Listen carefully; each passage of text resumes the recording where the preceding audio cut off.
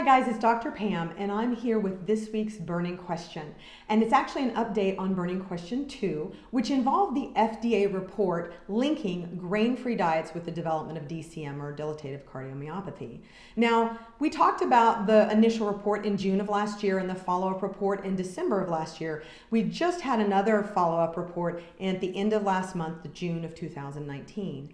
Now, in that report, it actually was working with the same suppositions that they had in the initial report, but giving a little bit more information. And to be honest, there wasn't a ton of information there. It just didn't have a lot of teeth. There was a lot of rah, we're working with so-and-so, we're doing this, we're doing that. But when you get down to it, I don't know that there was a lot of utilizable information for pet owners, all right? And how to select their dog food or what the real problem is. So I'm gonna help you kind of get the big things out of that were important and then a little bit more information at the end, okay? So supposition 1, if you remember, was that it involved boutique diets. That was the small mom and pop diets. Supposition number 2 was that it involved exotic proteins. They were the culprit. Supposition 3 is that grains are necessary for dogs and cats and they're heart healthy. Now, we talked about the grains in the last burning question, burning question 2. If you haven't seen that, roll it back, go look at that because it has a ton of information that's super important for you to realize. And that foundational information will kind of move forward in this particular recording. So for those that watched it, let's go forward. So particularly, the first thing that they did is they outed all of the pet food companies who were involved in or linked to DCM, all of them. And they actually created a nice little graph. Now, I'm going to give you the link to that particular report so you can see the graph down in the comment section. So you can read through it and see if you found it to be as underwhelming as I did. At any rate, so what was interesting though is that if you really put together all of the pet food companies under the big mega conglomerates, it really didn't involve boutique diets at all. Yeah, there were a couple down here at the end, but it really didn't involve boutique diets at all. It involved the big, huge mega corporation, the Mars, the Nestle Purina, the General Mills, the Smuckers, the Champion, and Diamond was the front runner in all these. Not surprising if you know any history about Diamond, they've been a problem company for years. At any rate, so moving on, that was not a good supposition for them. Secondly, the proteins, they investigated the proteins. And while chicken, lamb, and fish were kind of the front runners, it wasn't by much. There really was no clear front runner. And guess what? The exotic proteins were down on the list. So not the exotic proteins. Now, the third thing that I think is super important is they looked at all the diets and only 91% were grain-free. So we know grain-free has an issue there. The second thing that they noticed is 93% had peas and lentils. 89% had just peas, and then 62% had lentils, and then down in the rounding out was 42%, almost half, had sweet potatoes or potatoes. Now, what's the linking theme here? What's the common thread? The common thread is they're all starchy carbohydrates. And remember about what we talked about in the last video. Dogs and cats don't have the biochemistry, they don't have the anatomy, and they don't have the physiology to digest or initiate the digestion of starchy carbohydrates. That's why they don't do well on grains. And they're very inflammatory producing in the dogs and cats, all right? So I thought that was interesting. But better yet, the fourth point is they looked at the diets again, and almost 90% of them were dry food. And you're thinking, Dr. Pam, so what?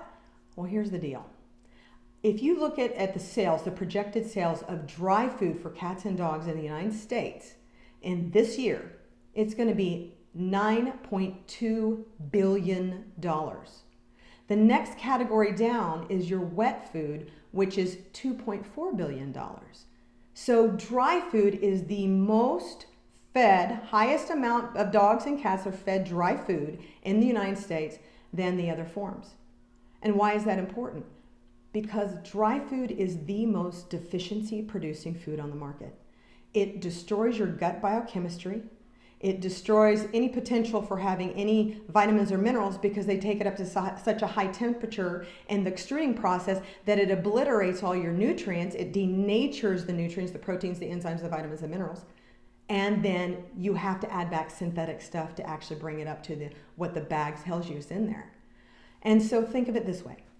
Suppose you ate a bowl of total cereal 3 times a day for your life. How healthy do you think you would be? Now let's say you have kids, you and your husband have kids, or you and your wife have kids. And those kids do the same thing. And then the next generation, and then the next generation. What do you think would happen? It's got 100% of the RDA. Yes? Think about that. Guys, I've been a veterinarian for 25 years. I've had the beauty of being able to have perspective on how things are rolling. And if we really stopped as veterinarians and looked at the quality of life of our pets, it's decreasing. I noticed that in the first 7 years. It's decreasing.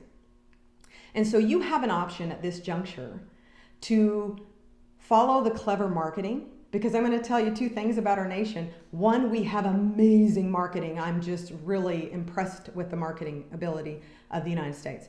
The second thing is that we're busy. We're a busy nation. We have instant gratification with our phones, with our computers and our pads and such like that. And people don't take the time. And it's just that you're so busy, it's just easier to follow the clever marketing to know what to feed your dog. I'm going to ask you to take a minute to stop and think about this. This is perpetuating disease. And I'm going to tell you, every person who comes in with their dog being sick the very first time to me, when we talk about things, they always look at me and say, if I had just known, I would have done it differently. And I know you would too. So let's not hit the simple button, guys. Let's hit the nutritional button. I want you to research. I want you to get into this and learn a little bit more. And I'm committed to helping you learn what to pick, how to use it, and what to know in your dog. That's what I'm here for. I'm committed to that. So the question is, are you in? And think about that. And then if you would, scroll down, leave a comment, and tell me that you're in. You're going to help your dog or your cat be healthy and live much longer. Hope you guys have a great day. Take care. Bye-bye.